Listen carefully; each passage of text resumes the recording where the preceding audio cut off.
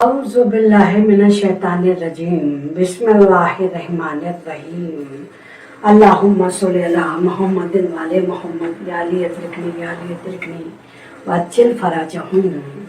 कि हमारे सनातन हिंदू धर्म में चारों वेद, 6 शास्त्र, 18 पुराण, 27 नक्षत्र होते हैं और किसी न किसी नक्षत्र में चाहे वो हिंदू हो, मुसलमान हो, सिख हो, ईसाई हो, उसका जन्म होता है।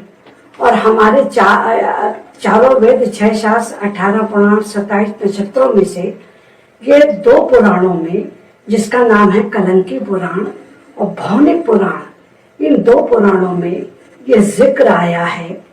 हमारे हिंदू देवता भगवान शंकर, भोलेनाथ, माता पार्वती ने ये जिक्र किया है कि एक बार भगवान शंकर ने माता पार्वती जी से कहा कि हे पार्वती, जो ये रेगिस्तान का मैदान देख रही हो, ये आगे चल के करबला होगा और इसके जो महामदा, जो हमारे नबी करीम मोहम्मद मुस्तफ़ा सरवरे कायनात सल्लल्लाहु अलैहि वसल्लम को कहा है कि उनका घराना होगा और उनका पूरा का पूरा कुनबा इसी करबला के मैदान में शहीद होगा और बड़े कष्ट उठाएगा।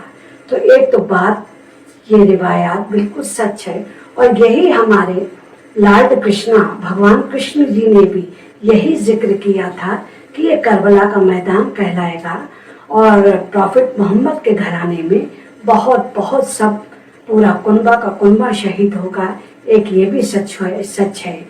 तो और ये ब्राह्मण, हुसैनी ब्राह्मण आए कहाँ से?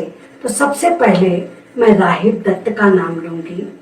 ये राहिब दत्त स्वरसत पंजाबी ब्राह्मण थे और जितने भी दत्त ब्राह्मण होते हैं वो स्वरसत पंजाबी ब्राह्मण होते हैं। खास तौर से पंजाब के रहने वाले राहिब दत्त पंजाब से सीधे इराक की तरफ निकल गए थे और इराक में जाके वहां पर उन्होंने कुछ छोटा मोटा कपड़े का व्यापार, खुदरा कुछ व्यापार शुरू किया था। और वो कूफे में वो अल हिंदिया एक इलाका कहलाया है, अल हिंदिया इलाके में ही हिंदू ब्राह्मण पूरा कयाम करते थे, वहीं रहते थे। तो राहिब दत्त वहीं जाके अल हिंदिया इलाके में जाके ठहर गए और वो वहां पर जब ठहरे तो वो हमारे प्रॉफिट मोहम्मद के बड़े भक्त थे, वहां जाते थे।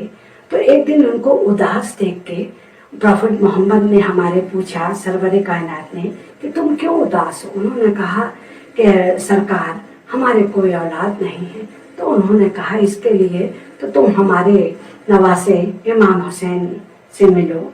तो वो इमाम हुसैन अलैहिस्सलाम के पास गए, उनसे इतना मुतासिर हुए कि उन्होंने इमाम हुसैन अलैहिस्सलाम की बैयत कर ली। जब बैयत कर ली तो वो हुसैनी कहलाने लगे। इमाम हुसैन अलैहिस्सलाम से इतनी रग़बत, इतनी उल्फत उनमें हुई और उन्होंने एक दिन पूछा कि तुम क्यों उदास हो? इमाम हुसैन अलैहिस्सलाम ने भी पूछा। उन्होंने कहा कि सर आका, मेरे लड़के कोई बच्चे नहीं हैं। तो उन्होंने कहा जाओ, तुम्हारे 7 बच्चे होंगे और 7 लड़के ही लड़के होंगे। और हुआ भी ऐसा। राहिब दत्त के 7 लड़के इमाम हुसैन अलैहिस्सलाम के आशीर्वाद से हुए। तब से वो और उनसे रग़बत हो गई और उनसे चाहत पड़ी और वो पक्के अनन्य मुरीद हो गए। तो वो हुसैनी